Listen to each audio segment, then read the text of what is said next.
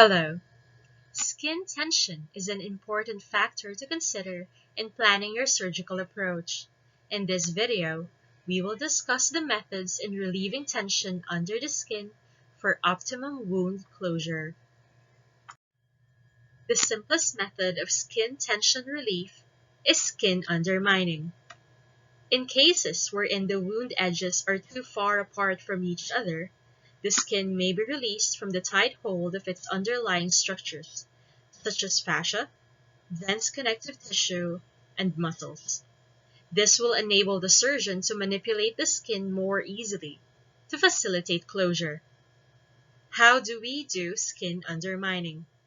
Using a pair of tissue forceps or a retractor, the skin is lifted.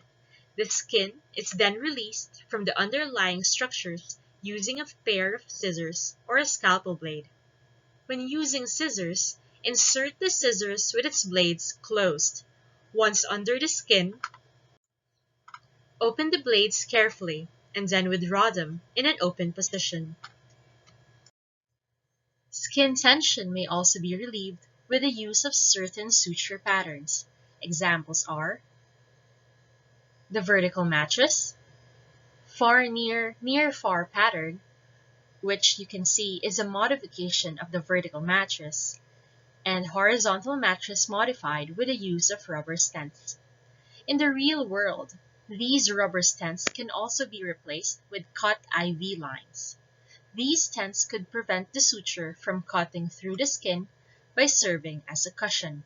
It is usually used in wound closure for body areas with high skin tension, like the eyelids and the limbs.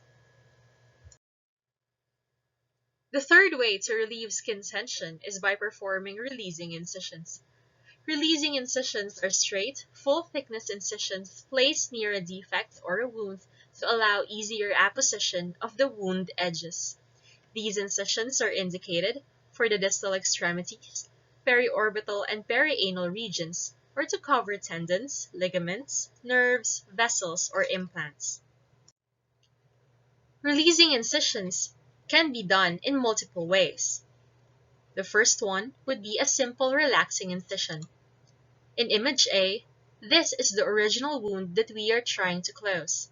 Since this area of the animal's body has a high skin tension, a single full-thickness incision is placed beside the original wound to make apposition easier.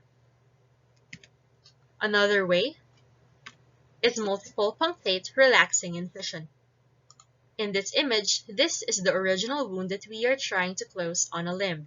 If you can remember, the limb has a high skin tension.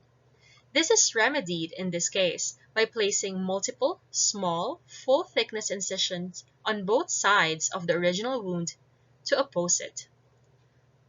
Another way to do releasing incision is the V to Y advancement and the Zplasty.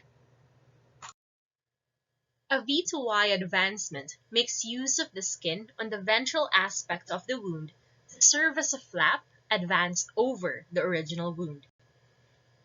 A V incision is made approximately 3 centimeters from the wound, and the skin in between is undermined, as seen in image C. The original wound is then closed linearly with whatever suture pattern you decide. This will slightly pull the skin on the V incision dorsally. The V incision is then closed, starting with the ends of the letter V until tension develops on these sides.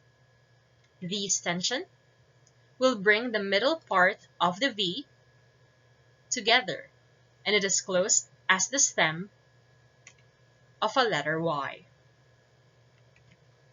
This kind of releasing incision is commonly applied in eyelid surgeries, wherein the structures around the wound will be preserved and distortion is prevented.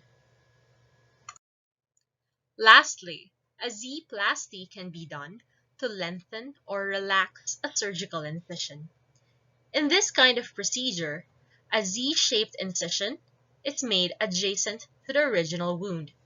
This kind of incision should make 2 triangular skin flaps, which are then transposed to each other. The incision is then closed looking like a reversed Z letter. If you notice, this is a very complicated procedure. This is not commonly used in surgeries since it takes a lot of sutures and time, but only provides minimal tension relief.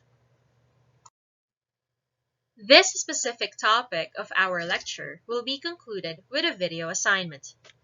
To see how skin stretching and undermining was effectively utilized to close a big high-tension wound, please watch the video of Kojak. Kojak is a dog with a big wound on the lateral side of his face.